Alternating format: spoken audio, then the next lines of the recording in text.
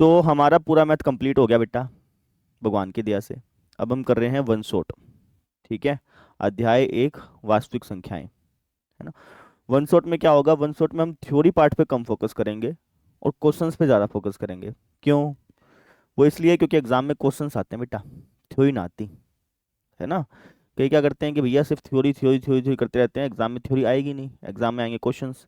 तो ये जो वन शॉट होंगे इसमें हम क्या करेंगे, 5 मिनट 10 मिनट के अंदर अंदर सारी थ्योरी निपटा ली, और उसके बाद 1 घंटा 1.5 घंटा जो है क्वेश्चन प्रैक्टिस पे फोकस किया, क्योंकि एग्जाम में क्वेश्चन आने हैं और आपको भी ऐसे ही करना है बेटा। थ्योरी पार्ट को गोली मारो, क्वेश्चन पे फोकस करो। ठीक है। थोड़ा सा मैं आपको बता देता हूँ कि वास्तविक संख्याएं जो चैप्टर है इसमें क्या क्या चीज़ें थी। आपको याद होगा कि इस चैप्टर में दो प्रश्नावलियां हैं, न्यू एनसीईआरटी के अकॉर्डिंग देखा जाए तो। जो पहली प्रश्नावली है उसके अंदर हमने एक फॉर्मूला सीखा था, क्या, कि एचसीएफ की अगर मैं एलसीएम से गुणा कर दूं तो ये किसके बराबर आता है, ये बराबर आता है गुणनफल सर के। दो संख्याओं के गुणनफल के। गुणनफल के। ये बात है बेटा। ठीक है। तो एक तो आपको ये फॉर्मूला याद रखना है कि दो संख्याओं का गुणनफल बराबर होता है एचसीएफ गुणा एलसीएम, दो संख्याओं का गुणनफल बराबर होता है एचसीएफ गुणा एलसीएम। तो इसमें से एक क्वेश्चन आने की संभावना रहती है। दूसरा जो क्वेश्चन आता है वो आता है आपका इस टाइप का, कि भैया सिद्ध करो कि √2, √3, √5 अपरिमेय संख्या है ना। तो इस टाइप का क्वेश्चन 5 नंबर का आता है। अब इसको कैसे सोल्व करना है वो आपको अभी क्वेश्चन में सीख ही जाओगे, है ना। तो इस टाइप का क्वेश्चन जरूर आता है भैया 5 नंबर का, कि √2 को सिद्ध करो कि अपरिमेय संख्या है, √3 को, √5 को। तो इसको कैसे करना है वो हमें देखना है। अच्छा, और किस टाइप के क्वेश्चन आ सकते हैं। अच्छा, इस टाइप का क्वेश्चन भी आ सकता है कि 2 माइनस √3, है ना, 4 प्लस √3, 6 प्लस में √5, 2 √5। अगर अकेला अकेला दे रखा है इस तरीके से तो इसको करने का अलग तरीका होता है, और अगर इस तरीके से क्वेश्चन दे रखा है तो इसको करने का अलग तरीका होता है ना। तो इनको याद रखिएगा, इसको करने का अलग तरीका है, इसको करने का अलग तरीका है। तो इस टाइप का क्वेश्चन आ जाए कि भैया सिद्ध करो कि ये अपरिमेय संख्या है, तो वो कैसे करते हैं वो हम सीखेंगे। ठीक है। Yes sir. बस यही 3 टाइप के क्वेश्चन होते हैं जो आपके एग्जाम में पूछे जाते हैं, है ना। तो बस इन्हीं 3 टाइप के क्वेश्चंस को सीखना है, और वो आएगा आपको क्वेश्चन प्रैक्टिस से। जब आप क्वेश्चन देखेंगे तभी आएगा। मैं सिर्फ थ्योरी लिखवा दूंगा तो उससे समझ ही नहीं आएगी चीज़ें, है ना। तो क्वेश्चन आंसर्स करते हैं, फिर आपको सारी चीज़ें समझ में आ जाएंगी। ठीक है, करें शुरुआत। Yes sir. चलो फिर पहला क्वेश्चन देखिए आप। हेलो हेलो हेलो, ठीक है भैया, जांच करते रहना चाहिए। पहला क्वेश्चन देखिए। पहला क्वेश्चन क्या रखा है कि व्याख्या करो कि ये जो संख्या है ये भाज्य संख्या क्यों है। अब भाज्य संख्या किसको बोलते हैं बेटा, ऐसी संख्या जिसके दो से ज्यादा गुणनखंड हो, जो दो से ज्यादा पहाड़ों पर भाग हो जाए, दो से ज्यादा पहाड़ों पर भाग हो जाए। तो अगर मुझे सिद्ध करना है कि ये भाज्य संख्या है तो मैं कैसे कर सकता हूँ, अगर मैं ये दिखा तो दूं कि इसमें ये जो संख्या है वो दो से ज्यादा पहाड़ों पर जाती है तो भाज्य संख्या सिद्ध हो जाएगी। तो कैसे करेंगे वो देखिए। संख्या क्या दे रखी है, संख्या दे रखी है सर, यहाँ पे लिख देता हूँ, दी गई संख्या, दी गई संख्या, संख्या का गिवन है, ये गिवन है सर 17 गुणा 5 गुणा 11 गुणा 3 गुणा 2 जमा में 2 गुणा 11। अगर आप इस संख्या को ध्यान से देखें तो इसके दो पार्ट हैं, एक तो ये पार्ट है, एक ये पार्ट है। प्लस के इस तरफ वाला पहला पार्ट मान लो, प्लस के दूसरे वाला दूसरा पार्ट मान लो। अगर इन दोनों पार्ट्स में कुछ कॉमन निकालना हो तो हम क्या कॉमन निकाल सकते हैं बेटा, 2 11। 2 भी और 11 भी निकाल सकते हैं, है ना। अंतर क्या बच जाएगा, आप कहेंगे से यहाँ बच जाएगा 17 गुणा में 5 गुणा में 3, और यहाँ पे क्या बच जाएगा, यहाँ पे 2 गुणा 11 कॉमन निकाल लिया तो एक बच जाएगा, क्योंकि इससे गुणा करोगे तो ये आएगा, इसके इससे गुणा करोगे तो ये आएगा। ठीक बात है। तो ये हमारे पास क्या हो गया, ये हमारे पास हो गया 2 गुणा 11। इसको सोल्व कर लेते हैं। अगर आप इसको सोल्व करें तो क्या आएगा, 85। पाँच, 17 15 85। पाँच देख लेता हूँ, 5 से 15, 15 के 17 से गुणा कर लें, 15 के 17 से गुणा करें तो 5 7 35, 3 असले ऊपर, 5 के बाद 3 8, 17 कम 17, 5 8 7 5 2। यही बात है बेटा, 256 आ गया। सही बात है। यस। ठीक है। तो कहने का मतलब क्या है कि ये जो संख्या आपको गिवन है, इस संख्या को लिखना चाहूँ तो क्या लिख सकता हूँ, इसको लिख सकता हूँ 2 × 11 × 256। 2 × 11 × 256। मतलब ये हो गया कि ये जो संख्या आपको गिवन है, ये जो भी संख्या है, ये 2 से भी डिवाइड हो जाएगी, 11 से भी डिवाइड हो जाएगी, 256 से भी डिवाइड हो जाएगी, है ना। भाई इस संख्या को मैं अगर ये लिख सकता हूँ तो ये संख्या किस किस से डिवाइड हो सकती है, 2 से डिवाइड हो सकती है जी, 11 से भी हो सकती है, 256 से भी हो सकती है। तो कहने का मतलब क्या है कि इस संख्या के दो से ज्यादा गुणनखंड हैं, 2 से ज्यादा गुणनखंड हैं। गुणनखंड है। तो यही बात हम यहाँ कह देंगे, हम कह देंगे यहाँ 2 से 4 गुणनखंड हो गए ना ये।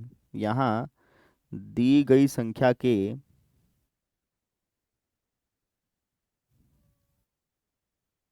2 से ज्यादा गुणनखंड है। और अगर 2 से ज्यादा गुणनखंड है तो हम क्या बोल सकते हैं, भाज्य संख्या। अतः यह भाज्य संख्या है।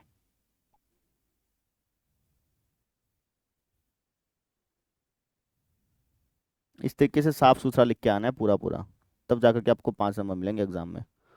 बात समझ में आ गई? ठीक है। ये दी गई यस संख्या थी सर। सर, इसको हमने कॉमन कॉमन लेके हमने दिखा दिया कि यार ये जो संख्या है इसके 2 से ज्यादा गुणनखंड है, और अगर किसी संख्या के 2 से ज्यादा गुणनखंड हैं तो वो भाज्य संख्या होती है, तो अतः यह भाज्य संख्या है। इस प्रकार से करना था, मेरे ख्याल से आप कर लेंगे, कोई डाउट तो ना है? क्लियर है? नो। चलो अगला क्वेश्चन देखते हैं।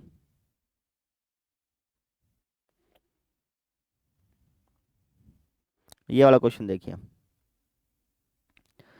कह रखा है कि भैया ये दो संख्याएं 99 153, इनका एचसीएफ जो है वो 9 है, एलसीएम ज्ञात करना है। एचसीएफ दे रखा है, एलसीएम ज्ञात करना है, कैसे करेंगे बेटा? हम्म आप कौन सा फॉर्मूला लगा लेंगे? हम लिखेंगे हम जानते हैं। क्या जानते हैं? क्या जानते हैं? कि दो संख्याओं का गुणनफल बराबर होता है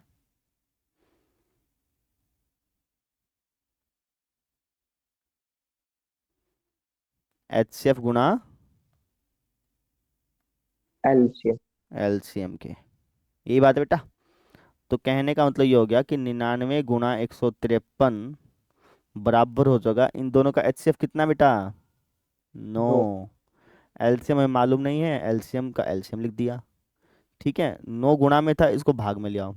तो 99 × 153 डिवाइड बाय 9 बराबर हो जाएगा जी एलसीएम के। ठीक है, काटा पिटाई करते हैं, ये 11 पे कट गया, 153 की 11 से गुणा कर लेते हैं। जब आप 153 की 11 से गुणा करेंगे ना बेटा, तो सोलह सौ सर एक तिरासी आएगा। कितना आएगा? 1683। करके देख लेना बेटा। ये हमारे पास क्या आ गया, आंसर आ गया। कर लोगे? इस तरीके यस से हमने सर। इसको सॉल्व कर लिया। हमें पता था दो संख्याओं का गुणनफल बराबर होता है इसके, वैल्यू पुट करी, एलसीएम आ गया 1683। ठीक है। Yes sir. अगला क्वेश्चन देखते हैं।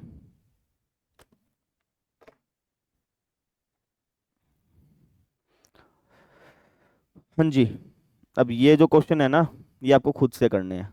दो संख्याओं का आपको एचसीएफ दे रखा है, एलसीएम ज्ञात करना है, कर सकते हो। अभी अभी यस कराए सर। वैसे कर लेना। सेम चीज में दो दो संख्याओं का एचसीएफ दे रखा है, एलसीएम ज्ञात करना है, ये भी हो जाएगा। दो संख्याओं का एचसीएफ दे रखा है, एलसीएम ज्ञात करना है, ये भी हो जाएगा। एचसीएफ दे रखा है, एलसीएम ज्ञात करना है, ये भी हो जाएगा। कर लेंगे। तो ये आप खुद से कर लेना। अगले टाइप का क्वेश्चन देखते हैं। 92 और 510 का एलसीएम ज्ञात करना है। ठीक है, कैसे करेंगे? आप कहेंगे सर 92 के टुकड़े कर लेंगे सर, 510 के टुकड़े कर लेंगे। 92 के टुकड़े करें, 2 × 4 = 8, और 2 × 6 = 12, फिर 2 दूनी 4, 2 × 3 = 6, फिर 23 × 1 = 23। 510 के टुकड़े का बेटा, 2 दूनी 4, 2 × 5 = 10, 2 × 5 = 10। किस पे जाएगा? 3 पे जाएगा, क्योंकि इनका जोड़ 12 आ रहा है ना। 12 3 से भाग हो रहा है, तो ये 3 से जाएगा। 3 × 8 = 24, 3 × 5 = 15, फिर 3 दूनी 6, 3 पे नहीं जाएगा अब की बार, क्योंकि इनका जोड़ 3 से भाग नहीं हो रहा ना। पाँच सर से 5। हाँ, 5 × 5, 5 × 7 = 17। 35, 17 × 1 = 17। तो हम क्या कहेंगे? अभाज्य गुणनखंड विधि से, अभाज्य गुणनखंड विधि से। गुणनखंड विधि से। अभाज्य गुणनखंड विधि से हम क्या बोल सकते हैं बेटा? हाँ आप सर। 92 को लिख सकते हैं सर। 92। 2 गुणा दो गुणा 23। दो। 510 को क्या लिख सकता हूँ बेटा? 2 गुणा 3 गुणा 5 गुणा 17। अच्छा, हमें क्या निकालना है? हमें तो एलसीएम निकालना है। एलसीएम में क्या होता है कि इन दोनों में जो कॉमन है उसको एक बार लिख लो। इन दोनों में क्या कॉमन है बेटा? सर दो। दो। तो इस दो को हम सिर्फ एक बार लिख लेंगे। लिख लिया। फिर जो बाकी के बच गए उन सबको लिख दो उठा के। तो 2 गुणा 23 गुणा 5 गुणा 17। समझ गए बेटा? अब आप इनकी कर लीजिए गुणा। इनकी आप गुणा करेंगे, आपको आंसर मिल जाएगा। और ये गुणा आप खुद से कर लीजिएगा। कर सकते हैं खुद से गुणा? कि करके दिखाऊं? Yes sir. सर कर लेंगे सर। कर लेंगे ना। तो हमें क्या करना था? 92 और 510 का एलसीएम ज्ञात करना था। 92 और 510 के टुकड़े करे। टुकड़े करने के बाद जो चीज़ कॉमन आई उसको एक बार लिखते हैं, और जो बाकी बच गया उनको लिख के गुणा कर देते हैं, एलसीएम आ जाता है। बात समझ में आ गई बेटा? कर लेंगे। Yes sir. अगला क्वेश्चन।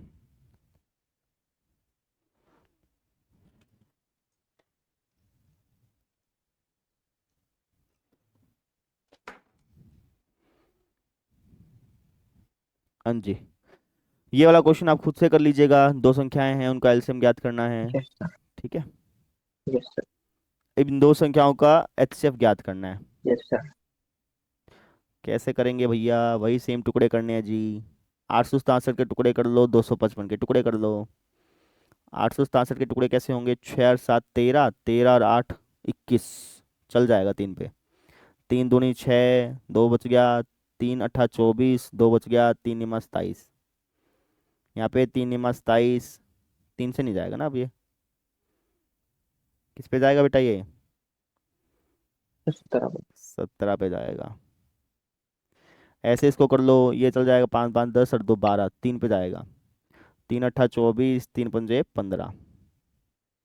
फिर सर 3 दूनी 6। 3 पे नहीं जाएगा। किस पे जाएगा बेटा ये? 5 5 5 5। 5 एकम 5। 5 सत्ता 35। फिर 17 एकम 17। क्या लिखूंगा? अभाज्य गुणनखंड विधि से। जैसे लिखवा रहे हैं ना वैसे ही आपको एग्जाम में लिखना है, तभी आपको नंबर यस मिलेंगे सर। बेटा। अभाज्य गुणनखंड विधि से। विधि से। अभाज्य गुणनखंड विधि से हम क्या बोल सकते हैं बेटा? आप कहेंगे सर, आप हाँ बोल तो सकते हैं कि 867 आप लिख सकते हैं 3 गुणा 17 गुणा 17। ऐसे ही 255 को क्या लिख सकता हूँ बेटा? 3 गुणा 5 गुणा 17। इन दोनों में क्या कॉमन आ रहा है भाई? 3 17। 17 कॉमन आ रहा है। और तो कुछ कॉमन आ रहा और है? तीन। तीन 3 भी तीन कॉमन तीन। आ रहा है। तो अतः एचसीएफ कितना हो जाएगा? 51। एचसीएफ हो जाएगा। एचसीएफ में क्या करते हैं, जो कॉमन आता है ना उसको लिख के बस उसी की गुणा करते हैं। इनको एक बार लिखा, उनकी गुणा कर दी बस। एचसीएफ में ही करना होता है। क्लियर है? दिमाग में रख लें कि यस एच सर। एचसीएफ निकालना आसान है। एचसीएफ निकालना आसान है बस। ठीक है। हाँ। आसान कब होगा? जब इनको जो कॉमन आए उनको एक बार लिख के गुणा कर दी, कहानी खत्म। ठीक है। Yes sir. ये दो संख्याएं थी, इनका एचसीएफ निकालना था। बस टुकड़े करे और जो कॉमन था उनको एक बार लिखा, आंसर आ गया। अगला क्वेश्चन देखते हैं। अभाज्य गुणनखंड विधि द्वारा इन दोनों का एलसीएम और एचसीएफ दोनों ज्ञात करने हैं। करते हैं बेटा सर जी। कर लेंगे। कैसे करेंगे? अभाज्य गुणनखंड विधि टुकड़े कर लीजिएगा वापस से। 2520 का, 10,530 का। किस पे जाएगा भैया ये? 2 पे जाएगा। 2 एकम 2, 2 दूनी 4, 2 छके 12, 0। 2 छके 12, 2 तिया 6, 0। 2 तिया 6, 2 एकम 2, 2 पंजा 10। 5। सही बात है। Yes sir. 3 से। 3 पे जाएगा। 3 एकम 3, 3 0 0, 3 पंजे 15। कई बच्चे क्या करते हैं, 3 एकम 3, 3 15 करता है बेटा। 15 तिया 45 होता है। 105 तिया 315 होता है। समझ गए? 3 तिया 9, 3 पंजे 15। 5 सत्ता 35। 5 5 7। 7 एकम 7। इसको काटो बेटा। 2 पंजा 10, 2 दूनी 4, 2 दूनी 4, एक चल जाएगा। 2 छके 12, 2 पंजा 10। ये बात है बेटा। Yes sir. अब जाएगा ये। 2 दूनी 4, दो छके 12, दो तिया नहीं, दो पिन जाएगा यार, क्यों जाएगा दो पे। इनको जोड़ना जरा, 5 अच्छा 7, 7 और 5 12, 12 छठा 3 पे चल जाएगा। 3 एकम 3, दो बच गया, 3 सत्ता 21, 3 पंजे 15, 3 पंजे 15, सही बात है बेटा। 3 पंजे 15, 10, हाँ जाएगा, यस सर। 3 पंजे 15, दो चल गया इस पे, तीन, 3 अट्ठा तीन 24, अट्ठे 24। 3 तो पंजे सर 15, 15। 3 एकम 3, 3 एकम 3, दो बच गया, 3 निम 27, 3 पंजे 15, 3 3 पंजे 3, 3 छके 18, 3 पंजे 15, सर 5, 5 5, कम 5, 5 तिया 13, 15, 13 सर। 13 एकम 13, सही बात है बेटा। Yes sir. तो अभाज्य गुणनखंड विधि से हम क्या बोल सकते हैं। आप कहेंगे सर अभाज्य गुणनखंड विधि से सारी चीज़ें लिखनी पड़ेंगी आपको, लिख देते हैं। तो अभाज्य गुणनखंड विधि से हम ये बोल सकते हैं कि जो 2520 है, इसको लिखा जा सकता है 2 गुणा 2 गुणा 2, फिर 3 गुणा 3 गुणा 5 गुणा 7।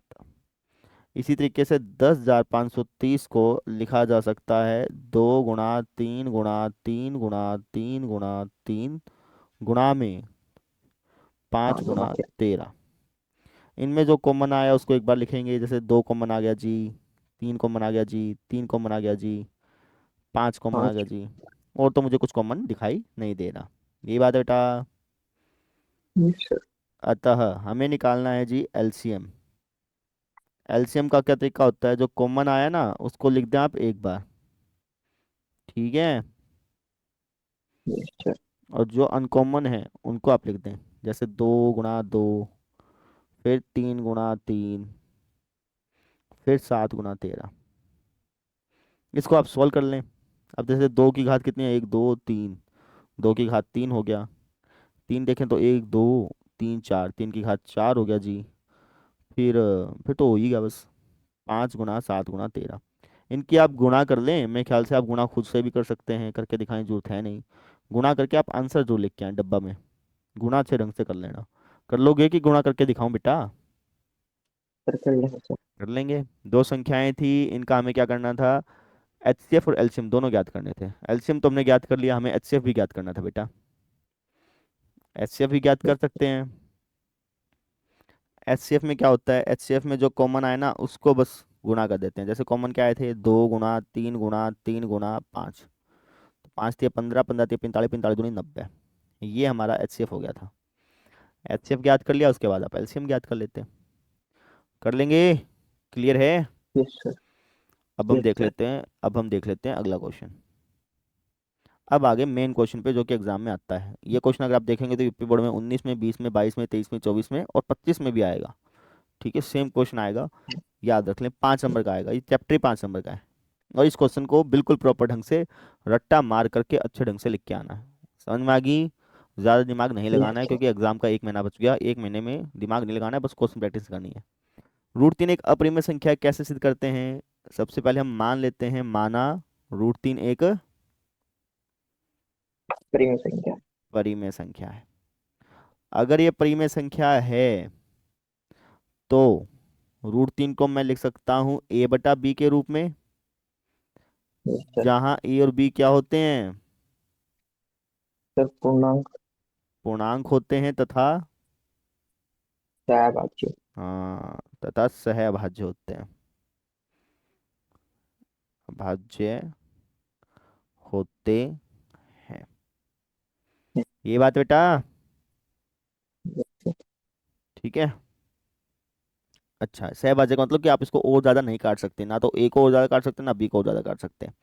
अब हम क्या करेंगे, अब हम दोनों तरफ वर्ग कर देंगे। दोनों तरफ वर्क करने पर। वर्ग करने पर, अगर मैं दोनों तरफ वर्ग करता हूँ तो √3 का वर्ग तो 3 हो गया जी, इसका वर्ग हो गया a² b²।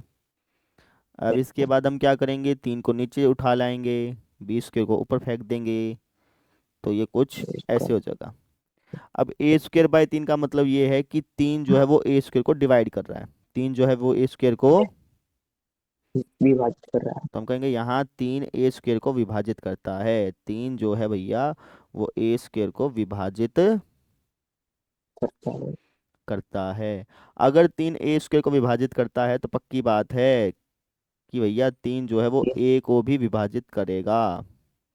a को भी ये सब विभाजित करता है। करें। ठीक है। इसको अच्छा, अब आपने ये लिखा कि 3 जो है वो a को विभाजित करता है, मतलब 3 जो है वो a को काट रहा है। 3 जो है वो a को विभाजित कर रहा है, तो 3 जो है वो a को काट रहा है, ये तो मतलब हुआ इसका। अगर 3 a को विभाजित करेगा, सॉरी उल्टा लिख दिया ना मैंने, ऐसे लिखेंगे। 3 जो है वो a को भाग कर रहा है ना। तो 3 अगर a को विभाजित कर रहा है, 3 अगर a को विभाजित कर रहा है तो किसी न किसी संख्या पे तो काटेगा। किसी न किसी संख्या पे तो काटेगा ये। इसको तो हम मान लेते हैं कि हमने मान लिया कि 3 जो है वो a को जब डिवाइड करेगा तो c पे काटेगा। किस पे काटेगा बेटा? ठीक है। जहाँ c क्या है, कोई पूर्णांक है। ये सब ठीक है। अच्छा, अब यहाँ से हम क्या करते हैं, a की वैल्यू निकाल लेते हैं। a की वैल्यू आ गई 3c। अब a की वैल्यू को समीकरण नंबर 1 में रख देता हूँ। हम लिखेंगे a का मान समीकरण 1 में रखने पर।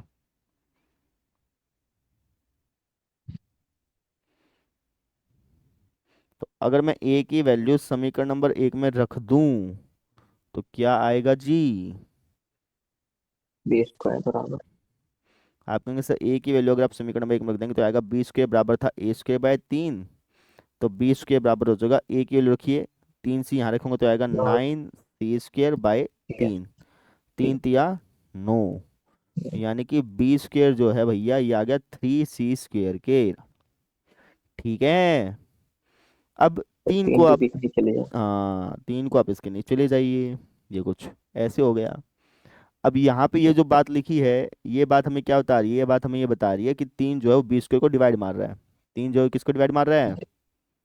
सर b² को तो यही बात कहेंगे, यहाँ 3 जो है वो b² को विभाजित करता है। अगर 3 b² को विभाजित कर रहा है तो पक्की बात है कि 3 जो है वो b को विभाजित करेगा। इससे ठीक है।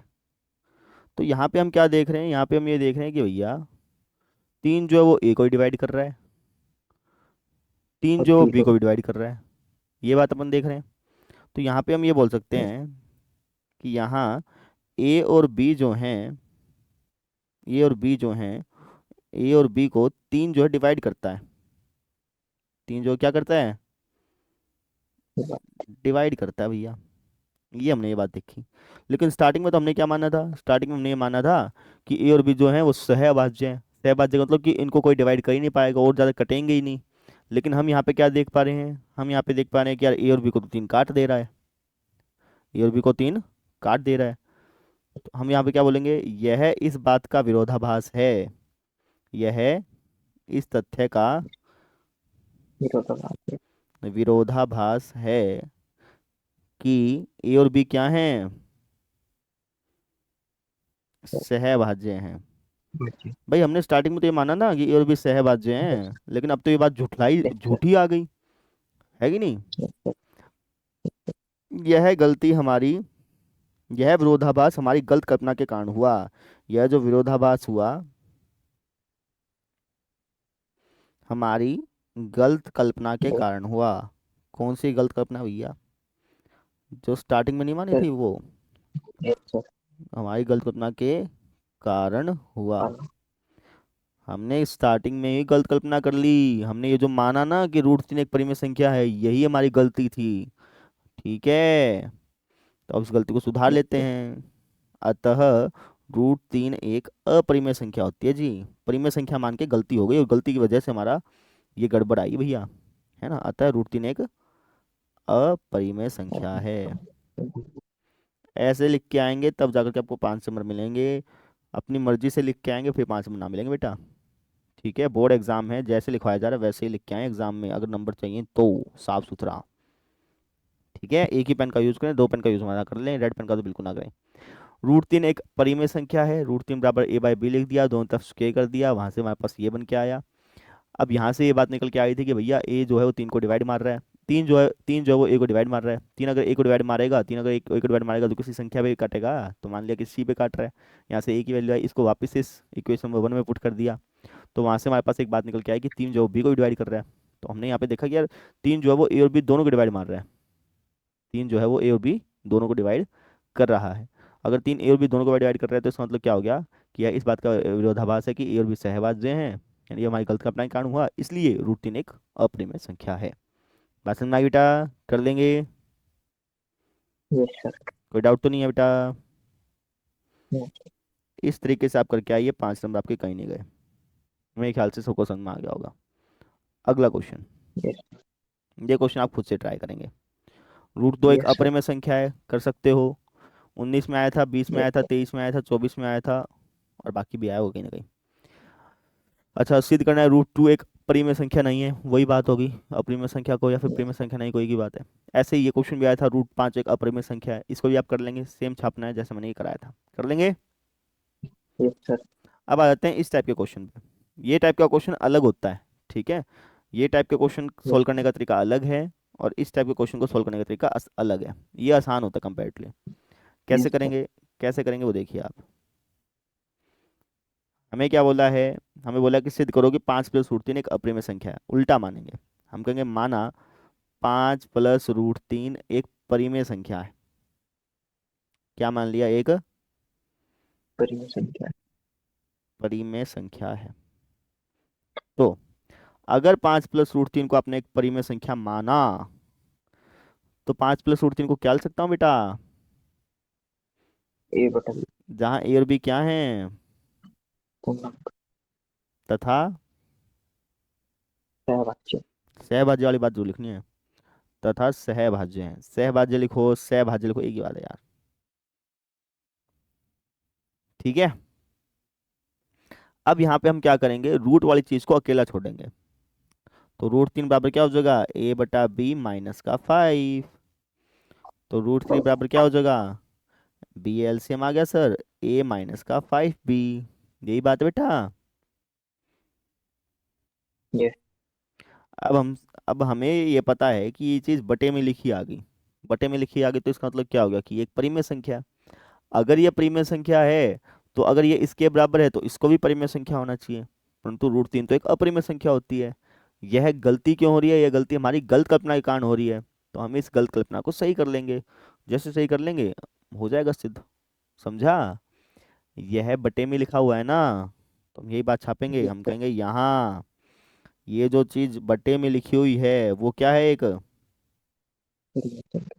परिमेय संख्या है। अगर ये परिमेय संख्या है तो रूट 3 भी क्या होनी चाहिए? एक परिमेय संख्या।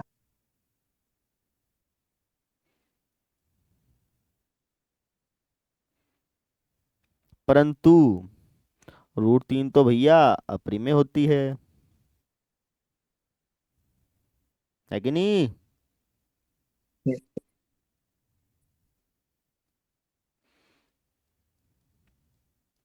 यह गलती हमारी गलत कल्पना के कारण हुई है भैया। यह जो विरोधाभास हो रहा है ये हमारी किसके कारण हो रहा है? गलत कल्पना कर। गलत कल्पना के कारण। यह विरोध हमारी कल्पना के कारण हुआ, ठीक है। अतः अतः मैं क्या बोल सकता हूँ, जो गलत कल्पना तो सही कर लेते हैं। ये जो माना ये हमारी गलती थी, तो सही चीज़ क्या है? सही चीज़ ये है सर कि 5 + √3 एक परिमेय संख्या है। अतः 5 + √3 एक क्या हो जाएगा? परिमेय संख्या। अपरिमेय अपरिमेय संख्या। संख्या है। ऐसे चिपका के आना है बेटा, ऐसे चिपका के आएंगे आपको 5 नंबर तुरंत मिल जाएंगे बिना किसी दिक्कत के। साफ सुथरा लिखना पड़ेगा। 5 + √3 एक परिमेय संख्या है, ये मान लिया परिमेय संख्या, तो बटे में लिख सकता हूँ, बटे में लिख सकता हूँ। तो मैंने क्या करना है, रूट को अकेला छोड़ना है। रूट को अकेला छोड़ा, मैंने कहा कि ये परिमेय संख्या है तो ये भी परिमेय संख्या होगी क्योंकि बराबर दे रखा है। लेकिन ये तो यार परिमेय संख्या नहीं होती है, तो अपरिमेय होती है। जब गलती क्यों हो रही है? गलती हमारी गलत करने के कारण हो रही है, इसलिए हमने इसको सही कर लिया कि 5 + √3 एक अपरिमेय संख्या है। हो गया सिद्ध। क्लियर है बेटा? कर लेंगे? Yes sir. अब ये वाला क्वेश्चन आप खुद से कर लेना। यस। 5 - √3, रूट 3 को अकेला छोड़ना है, यस रूट सर। 3 को अकेला छोड़ना है, रूट 2 को अकेला छोड़ना है, रूट 2 को अकेला छोड़ना है, ठीक है, 20 में, 19 में, 22 में, 20 में ऐसे आए थे। 5 5 नंबर क्वेश्चन आते हैं, जैसे लिखवाया है वैसे लिख के आएंगे तो 5 नंबर मिल जाएंगे। अब आ जाते हैं इस टाइप के क्वेश्चन पे। इसमें इसे कहते हैं वर्ड प्रॉब्लम। क्या बोलते हैं?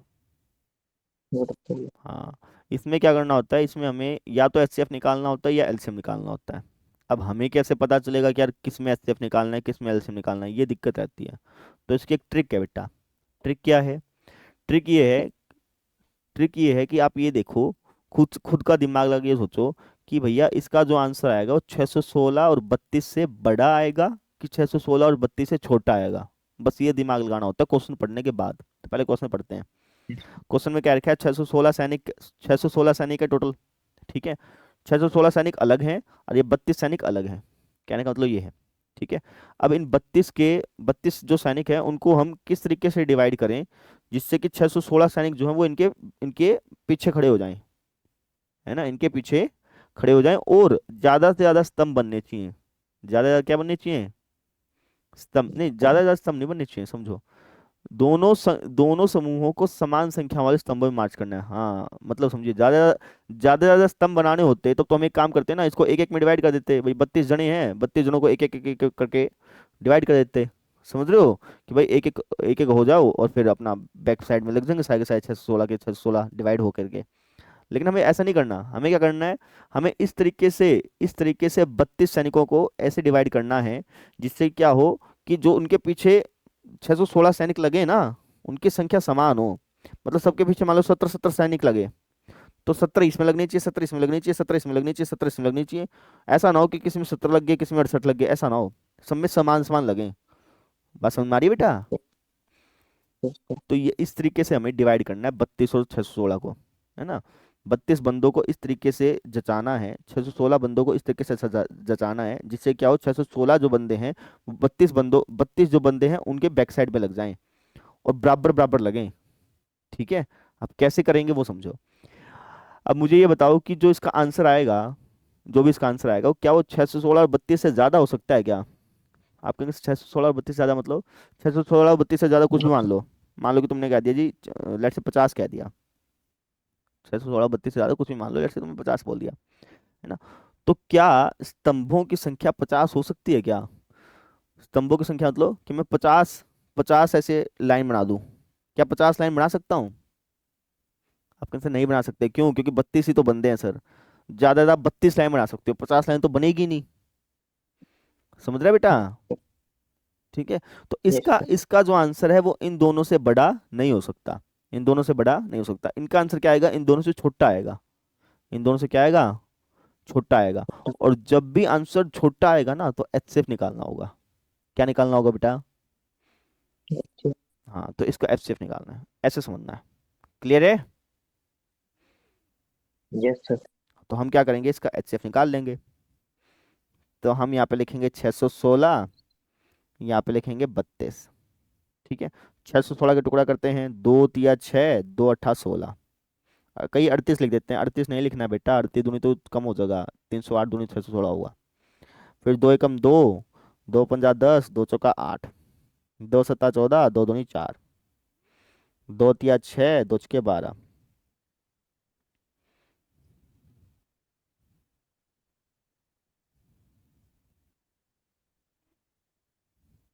2 एकम 2, 2 अठे 16, 2 निमे 18, 3 तिया 9, 3 एकम 3। ये बात है बेटा। ठीक है, 32 के यस टुकड़े सर। करते हैं। 2 16 जा 32, 2 अठे 16, 2 चौका 8, 2 दूनी 4 और 2 एकम 2। तो ठीक है, अच्छा जी। अब अब हम क्या करेंगे? मैं से निकाल लेंगे। आप कहेंगे सर अभाज्य गुणनखंड विधि से। अभाज्य गुणनखंड विधि से। अभाज्य गुणनखंड विधि से मैं क्या कह सकता हूँ कि 616 बराबर क्या है? 2 गुणा 2 गुणा 2 गुणा 2 गुणा 2, ये बात है बेटा। Yes sir. गुणा 3 गुणा 3। और ऐसे ही 32 को क्या लिख सकता हूँ बेटा? दो दो गुणा गुना दो दो गुना दो गुणा दो गुणा दो गुणा में दो, ये बात दो। है। अच्छा, इनके जो जोड़े बन जाए उनको लिख लीजिए, एक, दो, तीन, चार, पाँच, यही जोड़े बन रहे हैं, इसके अलावा तो कोई जोड़े बन नहीं रहे। अतः HCF कितना हो गया?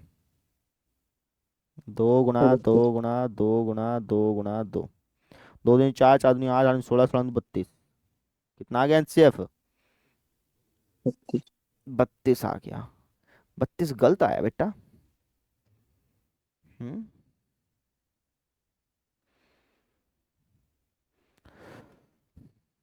देखियो कहाँ मिस्टेक मुस्टेक कर दी शायद।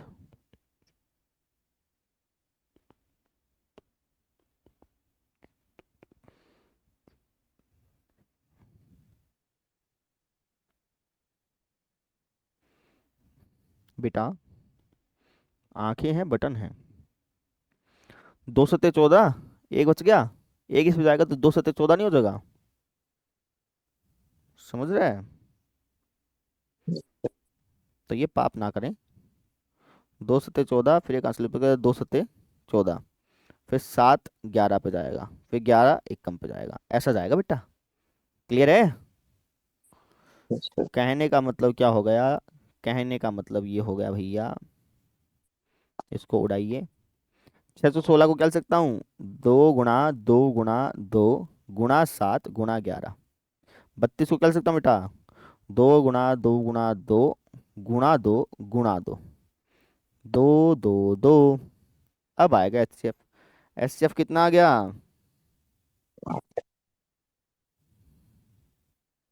यानी कि HCF हमारा 8 आया। अतः अतः स्तंभों की अधिकतम संख्या क्या होनी चाहिए जिसमें मार्च कर सकें? अतः स्तंभों की अधिकतम संख्या कितनी हो जाएगी? 8। हम्म।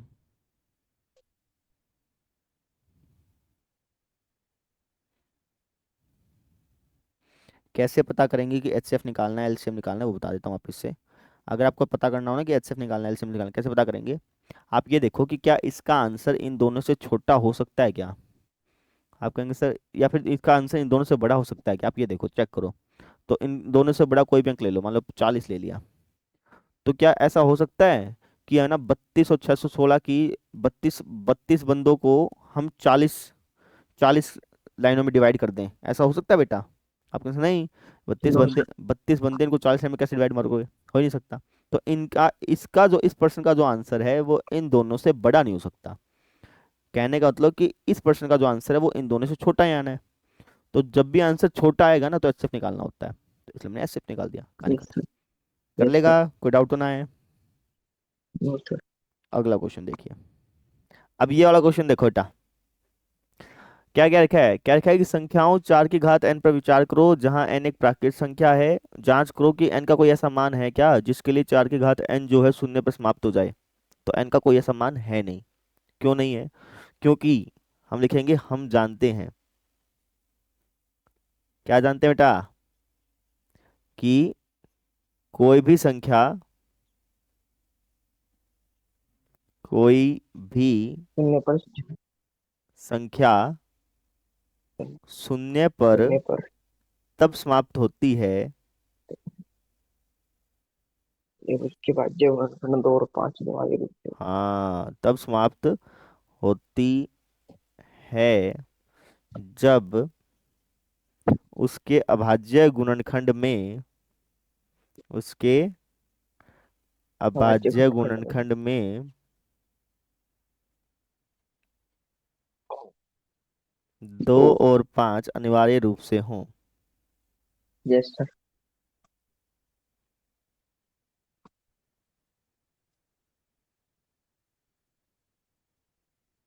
ठीक है, परंतु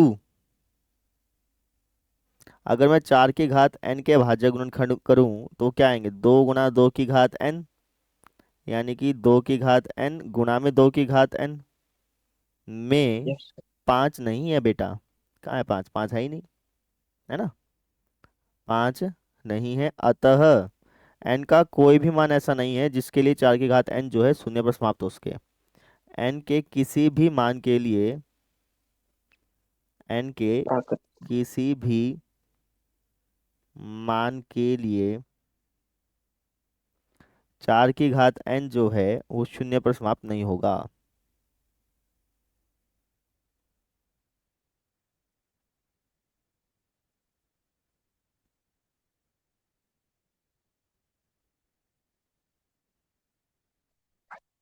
समझे बेटा? Yes sir. इस तरीके से कर लिया। कैसे लिखना है? हम कहेंगे यार कोई भी संख्या 0 पर तभी समाप्त होगी जब उसके भाज्य गुणनखंड में 2 और 5 अनिवार्य रूप से हो। लेकिन 4 की घात n के जब हमने भाज्य गुणनखंड के तो उसमें 5 था नहीं। 5 नहीं था तो n का कोई भी मान ऐसा नहीं है जिसके लिए 4 की घात n जो है 0 पर समाप्त हो जाए। समझ में आ गई? Yes sir. तो इस तरीके से हमने इसको सोल्व कर लिया। 5 समय तुरंत मिल जाएंगे। कोई डाउट होना नहीं चाहिए। अगला क्वेश्चन देख लेते हैं बेटा फटाफट से। आ जाइए इस क्वेश्चन पे। क्या लिखा है कि अभाज्य गुणनखंड विधि द्वारा निम्नलिखित पूर्णांकों के एचसीएफ और एलसीएम ज्ञात करने हैं। ये आपको पूर्णांक दे रखे हैं, इसके आपको एचसीएफ और एलसीएम ज्ञात करने हैं। 3 संख्याओं का एलसीएम ज्ञात करने का तरीका अलग होता है और 2 संख्याओं का एलसीएम ज्ञात करने का तरीका अलग होता है। याद रखना, एचसीएफ तो दोनों का सेम है। Yes sir. एलसीएम जब हम ज्ञात करते हैं तो 3 संख्याओं का एलसीएम ज्ञात करने का तरीका अलग है, 2 का अलग है। अब इसको कैसे करेंगे देखो। ये 3 संख्याएं हैं, इनके टुकड़े कर लो। 2 तिया 6, 3 एकम 3। 72 के टुकड़े कर लो बेटा। 2 तिया 6, 2 छके 12। 2 एकम 2, 2 अठे 16। 2 निम 18। 3 तिया 9। 3 एकम 3। फिर है जी हमारे पास 120। 2 छके 12 0। 2 तिया 6 0। 2 पंद्रह 30। 3 पंजे 15। 5 एकम 5। यहाँ पे हम क्या देख रहे हैं बेटा कि 6 जो है उसको क्या लिख सकता हूँ? 2 गुना 3 लिख दूँ चलेगा? यस। अच्छा, 72 को क्या लिख सकता हूँ बेटा? 2 गुना 2 गुना 2 गुना 3 गुना 3। और 120 को क्या लिख सकते हैं बेटा जी? 2 गुना 2 तो गुना 2 गुना 3 गुना 5। हमें निकालना है एलसीएम। एलसीएम ज्ञात करने के लिए हम इन देखते हैं कि इन तीनों में क्या क्या चीज़ कॉमन है, उसको एक बार लिखते हैं। इन तीनों में क्या चीज़ कॉमन है? 2 कॉमन है। फिर 2 और क्या कॉमन है? 3। 3 कॉमन है, तो इसको एक बार लिख दिया। फिर हम देखते हैं यस कि सर। फिर हम देखते हैं कि दो दो में क्या क्या कॉमन है। मतलब तीनों यस लाइनों सर। में नहीं, सिर्फ 2 लाइनों में। ये तो उठा लिया आपने, इनको तो भूल जाओ। अब देखो कि 2 लाइनों में क्या क्या कॉमन है। तो आपको अगर सर 2 लाइनों में देखे तो ये कॉमन है, ये कॉमन और है 2 जी। को। और तो कुछ कॉमन नहीं दिखाई दे रहा। यानी कि इनको भी अपन एक ही बार लिखेंगे। समझा बेटा? Yes sir. अब जो बाकी की चीजें बच गई उनको लिख दीजिए आप। तो याद रखिएगा, 5 तिये 15। 15 दूनी 30। 30 दूनी 60। 60 तिये 180। 180 दूनी 36। 360। एलसीएम सो हमारा 360 है बेटा। समझा कैसे यस। किया है? ये तो यस हमने सर। ज्ञात कर लिया एलसीएम। पहले एचसीएफ ज्ञात करना होता है। एचसीएफ कितना हो जाएगा? एचसीएफ का तो सिंपल सा तरीका है भैया, जो तीनों में कॉमन आए वहाँ पे कोई दो दागा चक्कर है ही नहीं। इसलिए मैंने कहा था कि एचसीएफ ज्ञात करना आसान है, एलसीएम थोड़ा सा अलग अलग हो जाता है उसमें। इन तीनों में क्या कॉमन है बेटा? अच्छे। 3 और 2। 2। Yes sir. यानी क्या मतलब 2 गुना 3 यानी कि 6। समझे? एचसीएफ में सिंपल सा रूल है भैया। एचसीएफ में 2 के लिए और 3 के लिए, चाहे 4 के लिए, सबके लिए सेम ही है कि एचसीएफ में क्या करेंगे, सब में जो कॉमन आ रहा है। एलसीएम में क्या करेंगे, पहले 3 में देखेंगे कॉमन आ रहा है, फिर देखेंगे 2 में कॉमन आ रहा है, उनको एक बार लिखेंगे, फिर बाकी जो बच गया उनको लिखेंगे। समझा बेटा? कोई डाउट तो ना है? No sir. अगला क्वेश्चन देख, 17 23 29। 17 23 29। अब इसको कैसे 29। निपटाना है वो देखिएगा। 17 23 29। 17 को क्या लिख सकता हूँ बेटा? 17। 17 एकम 17। और क्या लिखोगे सर? 23 को क्या लिख सकता हूँ? 23। 23 एकम 23। 29 को क्या लिख सकता हूँ? 29। 29 एकम 29। ठीक है, यानी कि 17 को लिखा जा सकता है 17 गुणा 1। 23 को लिखा जा सकता है 23 गुणा 1। 29 को लिखा जा सकता है 29 गुणा 1। हमें 1। निकालना है एचसीएफ। एचसीएफ क्या हो जाएगा बेटा? फिर एक हो 1। और एलसीएम कितना हो जाएगा? फिर 17 को मार 23 गुना 29। 17 गुणा 23 गुणा 29, जो कॉमन है उसको एक बार लिख लें। तो इनकी गुणा करनी पड़ेगी आपको। गुणा आप मेरे ख्याल से खुद से कर लेंगे। कर लोगे, करके दिखाऊं? Yes sir sir. कर लोगे ना? Yes sir. इस प्रकार से हमने इसको सॉल्व कर लिया। तीन तीन संख्याओं के एलसीएम और एलसीएम कैसे ज्ञात करने, वो मैंने आपको समझा दिया। मेरे ख्याल से आपको समझ में आ गया होगा। अगले क्वेश्चन बढ़े। Yes sir. अगला क्वेश्चन देखो।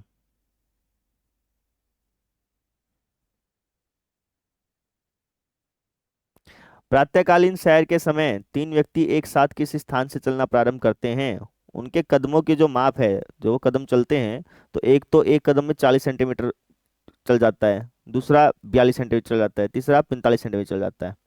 तो बोला कि कम से कम वो कितनी दूरी चलें ताकि वो जो कदम चल रहे हैं वो सिमिलर हो जाएं, समान हो जाएं। समझ रहे हैं कि भाई एक तो क्या यस चल सर। रहा है, 40 सेंटीमीटर का कदम चल रहा है, एक 42 का चल रहा है, एक 45 का चल रहा है। तो ऐसे चलते चलते चलते चलते चलते चलते वो कितने सेंटीमीटर चलें जिससे कि उनके जो कदम है वो साथ साथ आ जाए, वो साथ साथ चलने लग जाए। है ना? आपको ये चीज़ सोचते हैं सर, साथ साथ कैसे चल जाएंगे? साथ साथ चल जाएंगे भाई, चल जाएंगे। कैसे चलेंगे समझो। जैसे मान लो एक ये स्टार्टिंग पॉइंट है, ठीक है? तो मान लो कोई एक व्यक्ति है जो 12 मिनट में इस चक्कर को पूरा करता है, कोई व्यक्ति है जो 18 मिनट में इस चक्कर को पूरा करता है ना? तो जब वो 12 मिनट में एक चक्कर को पूरा कर रहा है, 18 मिनट में एक चक्कर को पूरा कर रहा है ना, तो एक टाइम ऐसा आएगा जब वो साथ साथ दौड़ रहे होंगे। समझ रहे हैं? तो वही सेम चीज इसके साथ है भाई। क्वेश्चन था ना ये 12 मिनट 18 मिनट वाला, याद है? ये हाँ जी। तो ऐसा ही सेम क्वेश्चन है बेटा। अब यहाँ पे सबसे समस्या ये आती है कि यार हमें कैसे पता चलेगा कि यार एचसीएफ निकालना है कि एलसीएम निकालना है, क्या निकालना है, कैसे मालूम चलेगा? तो मैंने आपको क्या बताया था कि आप ये चेक करें कि इनका इस क्वेश्चन का जो आंसर है, क्या वो इसका आंसर इन तीनों से कम आ सकता है क्या? भाई मान लेते हैं कि इसका आंसर लेट से इन तीनों से कम ले लेता हूँ। लेट से मैंने 20 सेंटीमीटर ले लिया। मैंने मान लिया कि 20 सेंटीमीटर की दूरी चलने पर तीनों के कदम जो है वो समान समान हो जाएंगे। क्या ऐसा संभव है कि भाई स्टार्ट करा और 20 सेंटीमीटर के बाद जो है वो तीनों के कदम समान समान हो गए? क्या ऐसा संभव है बेटा? आपके आंसर नहीं, नो संभव नहीं है। क्यों? क्योंकि 40 सेंटीमीटर तो एक का ही कदम है। तो 20 सेंटीमीटर में ही कैसे उनका समान हो जाएगा? आंसर तो इससे बड़ा आएगा। समझ रहा है बेटा? तो हमें यहाँ से क्या मालूम चला? हमें यहाँ से ये मालूम चला कि इसका जो आंसर है वो इन तीनों से बड़ा आएगा। और इन तीनों से बड़ा आएगा तो इसका मतलब क्या है कि हमें क्या निकालना पड़ेगा? एलसीएम निकालना पड़ेगा। क्या निकालना पड़ेगा? एलसीएम। एलसीएम निकालना पड़ेगा। अगर इनका आंसर इन तीनों से छोटा आ रहा होता ना तो एचसीएफ निकालते। इनका आंसर क्या आएगा? इन तीनों से बड़ा आएगा। तो इसलिए हम क्या निकालेंगे? एलसीएम निकाल लेंगे। क्लियर है? छोटे आंसर के लिए एचसीएफ, बड़े के लिए एलसीएम निकालते हैं। समझ में आ गई? Yes sir. इसको मत देख लेना कभी, ये आपका आंसर न्यूनतम लिखा है तो ऐसा ऐसा कोई चक्कर नहीं है बेटा। ऐसा कोई चक्कर नहीं है, घुमा देगा ये। इतना ध्यान रखो कि इसका जो आंसर आएगा वो इन तीनों से बड़ा आएगा कि इनका छोटा आएगा। तो इन तीनों से बड़ा आंसर आ रहा है तो इसलिए एलसीएम निकाल रहे हैं। एलसीएम निकालिए। 2 20 पे जाएगा सर, 2 10 पे जाएगा, 2 5 पे जाएगा, फिर 5 1 पे जाएगा, 2 21 पे जाएगा, 3 7 पे जाएगा, 7 1 पे जाएगा, 3 एकम 3 3 15 पे जाएगा, 3 पंजे 15 पे जाएगा, 5 एकम 5 पे जाएगा। यही बात है बेटा। Yes sir. अभाज्य गुणनखंड विधि से।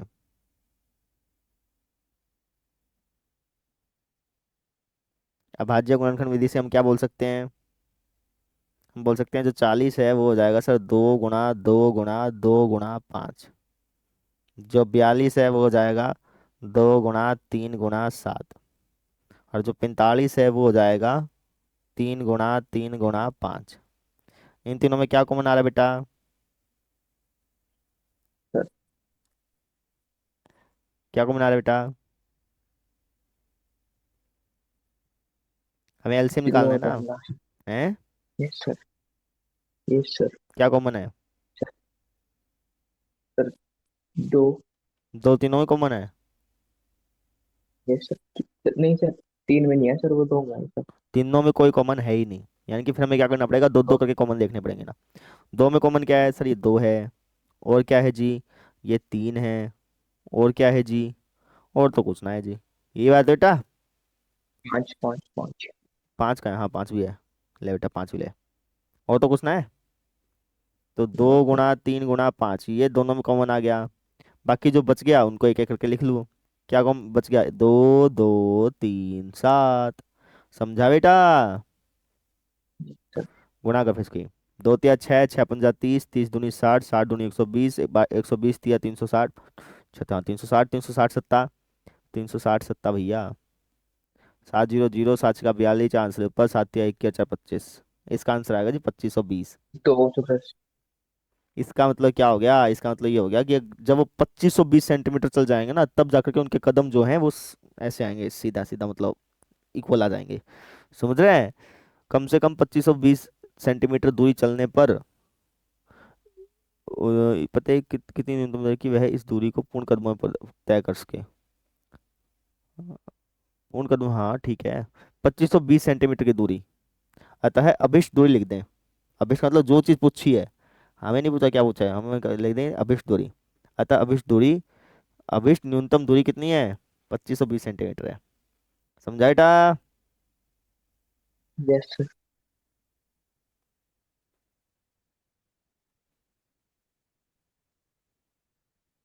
इस ढंग से हमने सॉल्व कर लिया, मेरे ख्याल से आपको समझ में आ गया होगा, किसी को कोई डाउट नहीं होगा।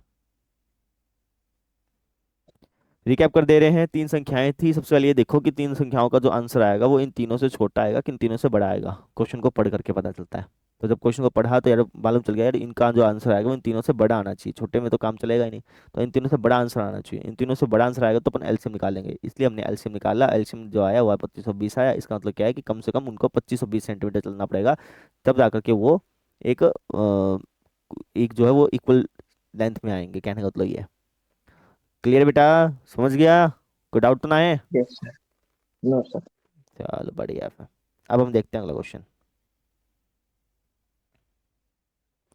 96 और 404 वाला क्वेश्चन आ गया। याद है, शकल याद है इसकी, 96 404 की? अभाज्य गुणनखंड विधि द्वारा 96 और 404 का एचसीएफ और एलसीएम ज्ञात करना है। कर सकते हैं? कैसे यस सर। करेंगे? तो आपको इसे अभाज्य गुणनखंड से करना है ना, तो फिर तो अभाज्य गुणनखंड से तो ऐसे करके करना पड़ेगा। अगर ये बोलता कि पहले एलसीएम ज्ञात करो फिर एलसीएम की सहायता से एचसीएफ ज्ञात करो, तब अलग तरीका होता। समझ रहे बेटा? 2 चौका 8, 2 अठे 16, 2 दूनी 4, 2 चौका 8, 2 एकम 2, 2 दूनी 4, 2 छके 12, 2 तिया 6 और 3 एकम 3। ये बात है। Yes sir. ये जाएगा 202 पे, फिर जाएगा 101 पे, ठीक, इस पे जाएगा 101 पे जाएगा फिर तो। 101। Yes sir. और तो कोई जा ही नहीं सकता, है ना? No sir. चलो ठीक है। हमें क्या चाहिए? हमें एचसीएफ और एलसीएम चाहिए। तो अभाज्य गुणनखंड विधि से, अभाज्य गुणनखंड विधि से क्या कह सकता हूँ बेटा? 96 बराबर। आप कैसे लिख सकते हैं? 96 बराबर 2 गुणा 2 गुणा 2 गुणा 2 गुणा 3। सही बात है? सही यस बात। सर। 404 को क्या लिख सकते हैं बेटा? 2 गुना 2 गुना 1। 2 गुणा 2 गुणा 101। 2 कॉमन आ गया, 2 कॉमन आ गया। जो चीज़ कॉमन आ जाए उसको तो लिख दें आप एक बार, तब तो आ जाएगा आपका एचसीएफ। एचसीएफ कितना आ गया? 4। और एलसीएम कितना आएगा? 2 गुना 2। फिर 2 गुना 2 गुना फिर 3 गुना 1। समझ गया?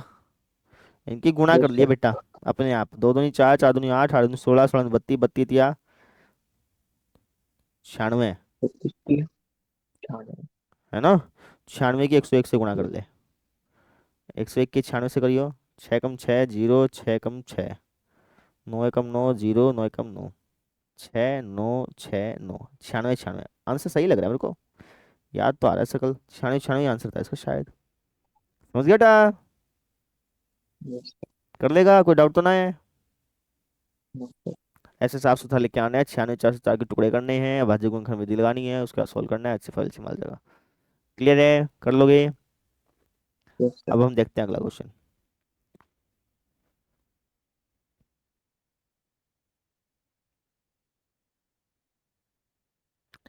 2 रूट 3 एक अपरिमेय संख्या, ये सिद्ध करना है।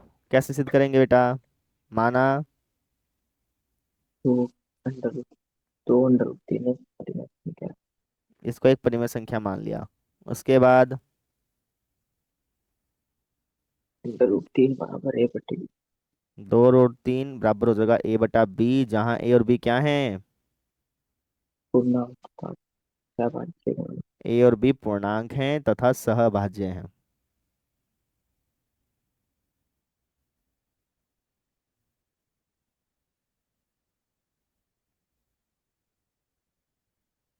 ये बात है। Yes sir. तो √3 क्या हो जाएगा? ये बटा दो। A/2B। दो भी। उसके बाद, उसके बाद हम क्या बोलेंगे? हम बोलेंगे यहाँ A/2B क्या है बेटा? एक, कोई नहीं।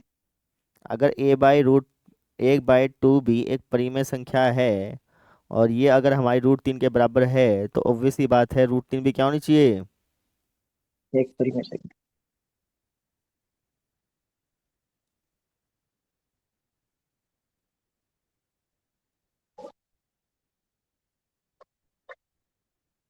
सही बात है।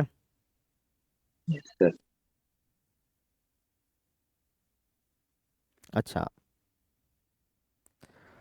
ये एक परिमेय संख्या है तो ये भी एक परिमेय संख्या होनी चाहिए, है ना? Yes sir. परंतु √3 एक अपरिमेय अपरिमेय संख्या, संख्या।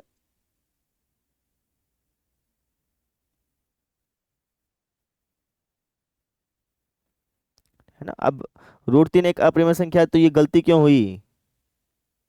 हमारे गलत विरोधाभास से यह गलत कल्पना। विरोधाभास हमारी गलत कल्पना के कारण हुआ।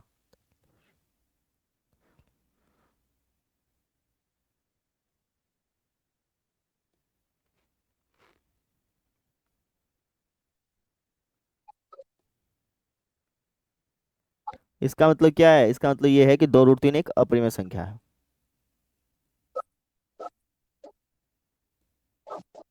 हमने इसको परिमेय माना था ना। यस ये हमारी गलती थी। 2√3 असल में क्या है? एक अपरिमेय संख्या है।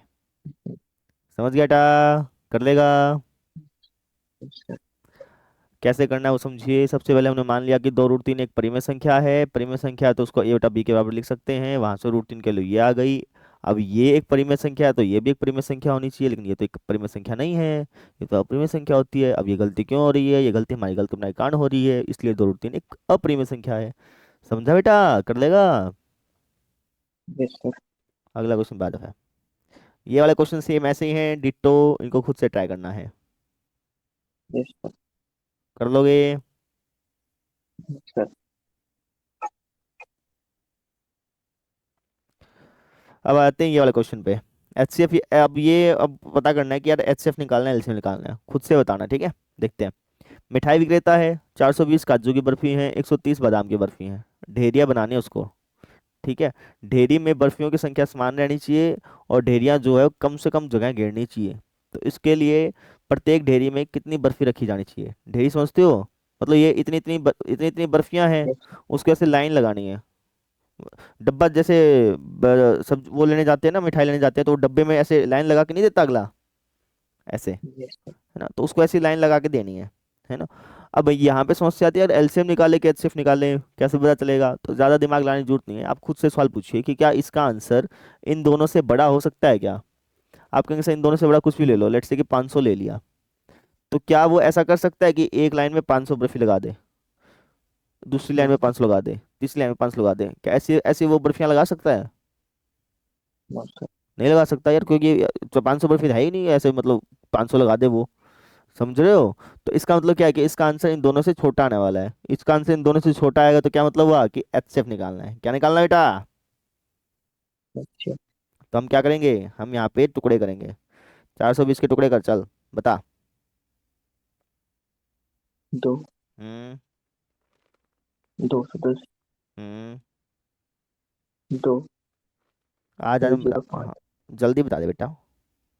तीन 5। तिया नौ, मैं बता देता हूँ। 3 तिया 9, 3 पंजे 15, 5 सत्ता 35 और 7 एकम 7। सही बात बेटा? Yes sir.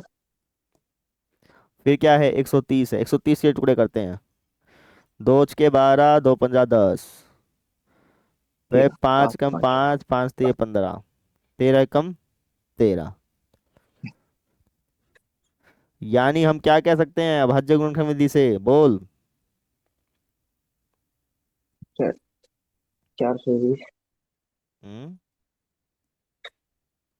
420 को क्या लिख सकता हूँ, 2 गुणा, दो, 2 गुणा 3 गुणा 5 गुणा 36। और 130 को क्या लिख सकते हैं बेटा, 2 गुणा 5 गुणा 13। 13। ठीक है, 2, इनमें कॉमन क्या रहा बेटा, 2, 5, आप कहेंगे समय क्या निकालना है, सिर्फ कैल्शियम HCF निकालना है ना। तो 2 और 5 कॉमन आ रहा है, 5। और तो कुछ कॉमन आता हुआ नजर आ नहीं रहा। तो HCF कितना हो गया हमारे पास, 10।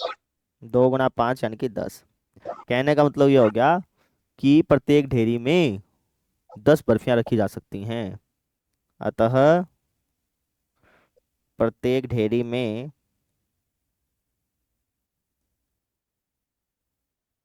10 बर्फियां देखिए।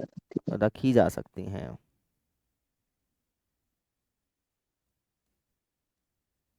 HCF और एलसीएम कैसे निकालना है, कैसे पता चलेगा किसी क्वेश्चन में, अगर HCF और एलसीएम निकालने का पता करना हो ना कि यार इसमें HCF निकालना है कि एलसीएम निकालना है, तो कैसे मालूम चलेगा। आप ये देख लो कि इसका जो आंसर आएगा वो इन दोनों से छोटा आएगा कि बड़ा आएगा। अगर इनका आंसर इन दोनों से छोटा आ रहा है, छोटा आ रहा है तो इसका मतलब क्या है कि HCF निकालना है। और अगर इनका आंसर इन दोनों से बड़ा आ रहा है तो हमें क्या है, एलसीएम निकालना है। समझ गया बेटा, कर लेगा, कोई डाउट तो ना है। No sir. अगला क्वेश्चन देखो फिर। ये क्वेश्चन तो वैसे मैंने आपको करा ही दिया, कैसे करेंगे बेटा। माना हम्म 2 - √5 एक परिमेय संख्या है। एक परिमेय संख्या परिमेय संख्या है, इसके बाद तो 2 - √5 को क्या है। लिख सकता हूँ। नहीं बताइए तो यहाँ से हमारे पास √5 के लिए क्या आ जाएगी, 2 - A/B बराबर √5 आ जाएगा। सर। B × 2 - A/B बराबर √5 आ जाएगा। Yes sir. तो मैं क्या बोल सकता हूँ कि सर ये परिमेय संख्या, तो यही परिमेय संख्या होनी चाहिए। Yes sir. यहाँ 2B - A/B एक परिमेय संख्या है,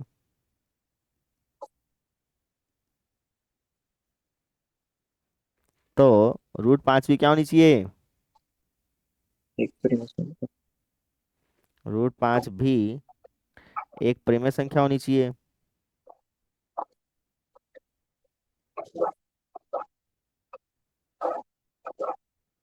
म्यूट हो जाएगा, रोड़ा बहुत कर रहा है तो। परंतु √5 तो एक अपरिमेय संख्या है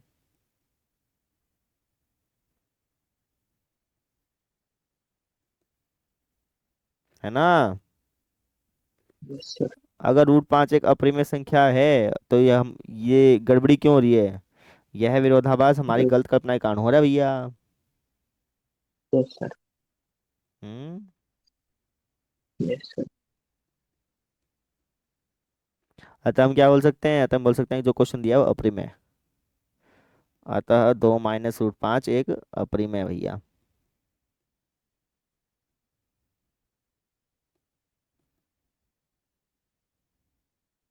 कर लोगे, कोई डाउट तो ना है। No sir. अच्छा यहाँ पे आपको बताना पड़ेगा कि A और B क्या चीज़ है, पूर्णांक तथा सहभाज्य। तथा सहभाज्य है। सहभाज्य। समझ गया बेटा, कर लोगे, कोई डाउट तो ना है। No sir. अगला क्वेश्चन देखो। अगला क्वेश्चन नहीं पड़ गया, कहानी खत्म। इस तरीके से हमारा पूरा पेपर होता है कंप्लीट, पूरा पेपर नहीं, फर्स्ट चैप्टर का वन शॉट होता है कंप्लीट। मेरे ख्याल से आपको समझ में आ गया होगा।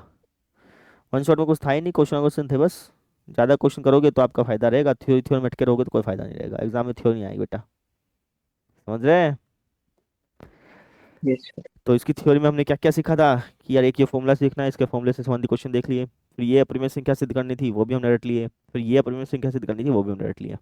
फिर मैंने आपको एक क्वेश्चन करवा दिए हैं, मेरे ख्याल से आपको सारे क्वेश्चन समझ में आगे होंगे। इसकी PDF आज आपको मिल जाएगी, है ना। घर से काम सुन लीजिए बेटा, रफ में काम क्या करके आना है, रफ में चैप्टर 2 जो है वो कंप्लीट कर लाना। समझ में आ गई? Yes sir. कर लाओगे? दो ही एक्सरसाइज है उसमें, एक ही एक्सरसाइज है वैसे देखी जाए तो। न्यू एनसीईआरटी के अकॉर्डिंग बता रहा हूँ बेटा, ओल्ड के मत हाथ लगाना। यस ठीक है? हालांकि ओल्ड एनसीईआरटी से क्वेश्चन आते हैं, लेकिन अभी फिलहाल न्यू पे फोकस करो। ओल्ड एनसीईआरटी से जो क्वेश्चन आएंगे ना, वो जब हम वन शॉट कराएंगे तो उसी में कवर हो जाएंगे, अगर आएंगे तो। ठीक है? तो चैप्टर 2 आप कंप्लीट कर यस लाएं। न्यू एनसीईआरटी से कौन कौन करके आएगा, जल्दी बता दें। सर। कर लाएगा? और नहीं कर यस सकते सर। कोई? Yes sir. और तीसरा कोई नहीं कर सकता भैया? मैं कर लूंगा फिर। सम्राट कर नहीं सकता? इसको ब्लॉक मैं मारूंगा। कर लूंगा फिर। कर लेगा ना तो बोल देना। चलो, रफ कॉपी पे चैप्टर 2 कंप्लीट कर लाएं न्यू एनसीईआरटी से। आज के लिए इतना ही है, किसी श्योर। को? ठीक है यार, ठीक है। रफ कॉपी म्यूट हो जाता है पर सम्राट। थोड़ा नेटवर्क प्रॉब्लम है। हाँ, म्यूट हो जाए बेटा। चैप्टर 2 कंप्लीट कर लाना न्यू एनसीईआरटी से, बस यही काम है रफ कॉपी पे। आज के लिए इतना ही था, किसी को कुछ पूछना है तो पूछो, नहीं चलते हैं। No sir, bye. Ram Ram ji. 2 minute डट जा बेटा। राम राम भाई। कल चैप्टर 2 का वन शॉट होगा, ज्वाइन कर लेना। अगर 2 मिनट में ज्वाइन करा तो एंटर कर दोगे, नहीं तो एंटर ही नहीं करेंगे। समझ में आ गई खेवरिया? Yes sir. ये कर लाना भाई साहब। स्कूल में रिवीजन चल रही होगी अब तो। Sir file. फाइल ही चल रही है यार, कब तक फाइल करवाएंगे यार ये? हैं? फाइल के रुपए रुपए नहीं लेते क्या तुमसे, कि जी फाइल के रुपए दे दो, 700 800 रुपये? नहीं। अच्छा, फाइल बनवा लो है। चलो ठीक है, चलते हैं बेटा, Ram Ram, bye. Yes sir.